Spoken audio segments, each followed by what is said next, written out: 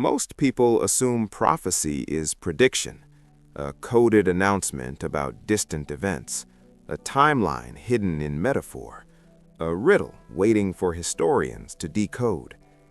But ancient writers did not treat prophecy as fortune-telling. They treated it as pattern recognition stretched across generations. Prophecy in the biblical tradition was never only about tomorrow. It was about trajectory. It observed what happens when power concentrates, when truth erodes, when fear governs, when comfort dulls conscience. It described the shape of human behavior under pressure and then extended that shape forward, not to impress, but to warn. When modern readers hear the phrase ancient prophecies coming true, they often look for dramatic headlines, wars, earthquakes, political upheaval, moral confusion. But the ancient texts begin somewhere quieter.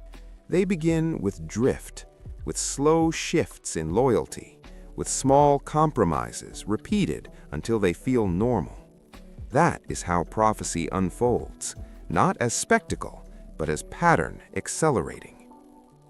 One of the most repeated prophetic themes is the increase of knowledge without the increase of wisdom. The book of Daniel speaks of a time when many shall run to and fro, and knowledge shall increase. For centuries, that line seemed poetic. Today, it feels literal. Information multiplies faster than comprehension. Data expands while discernment shrinks. We know more than any generation before us, yet clarity feels rarer. Another recurring warning appears in the words attributed to Jesus in the Gospels. He describes a period when people will hear of wars and rumors of wars, when nation rises against nation, when fear becomes ambient. The text does not treat conflict as unusual. It treats escalation as inevitable when pride, competition, and insecurity go unchecked. What makes the prophecy unsettling is not that war exists, it is that tension feels constant. Anxiety has become atmospheric. We live with a permanent sense of brinkmanship. The ancient writers observed that unchecked ambition multiplies conflict. History confirms the pattern. There is also the prophecy of lawlessness, not merely crime statistics, but the erosion of shared moral ground.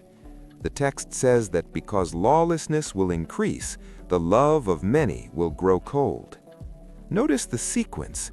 Disorder precedes emotional withdrawal.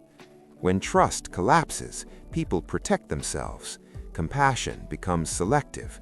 Cynicism replaces empathy.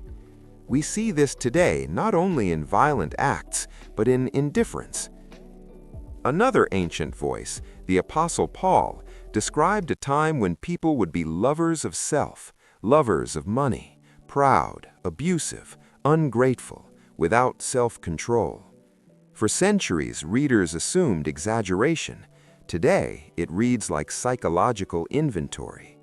Consumer culture encourages identity built on acquisition. Social platforms reward performance over character. Gratification is immediate, patience is rare. The prophecy is not mystical, it is diagnostic.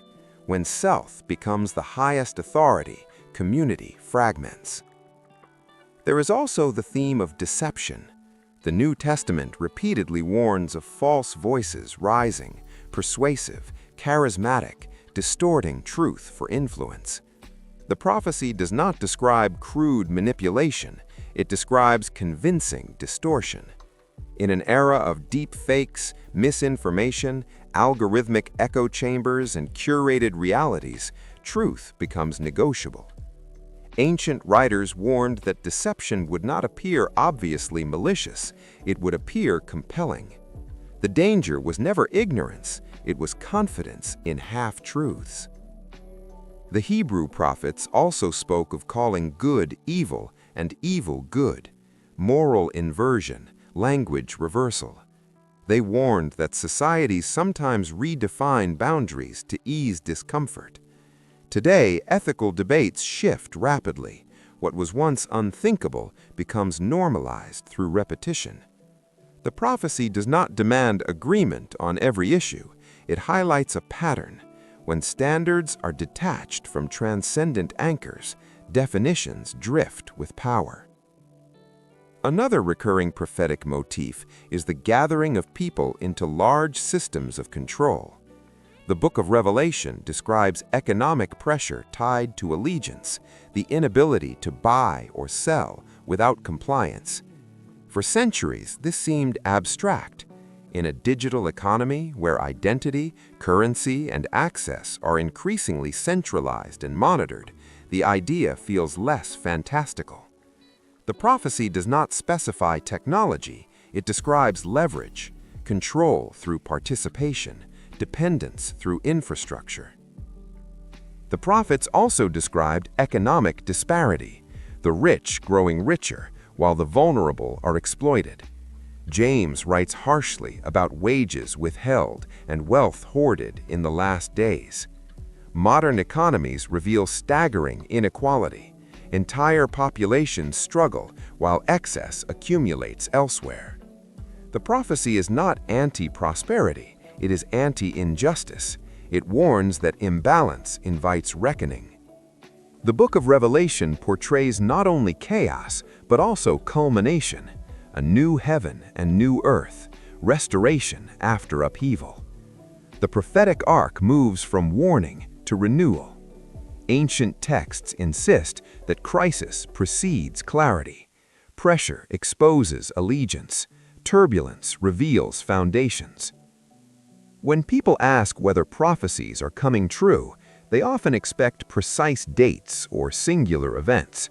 But biblical prophecy operates more like convergence, multiple patterns intensifying simultaneously. Moral confusion, technological acceleration, global interconnection, economic disparity, environmental strain, spiritual searching. None alone proves fulfillment. Together, they resemble the described trajectory. There is also a psychological dimension. Prophecy shapes perception. If you expect conflict, you notice conflict. If you expect hope, you look for hope. The ancient writers understood this tension. That is why many prophecies are conditional. Warnings intended to redirect behavior, not seal fate. Nineveh was warned of destruction. It repented. The outcome shifted. Prophecy invites response. One of the most misunderstood elements is the Antichrist motif. Popular culture reduces it to a villain archetype.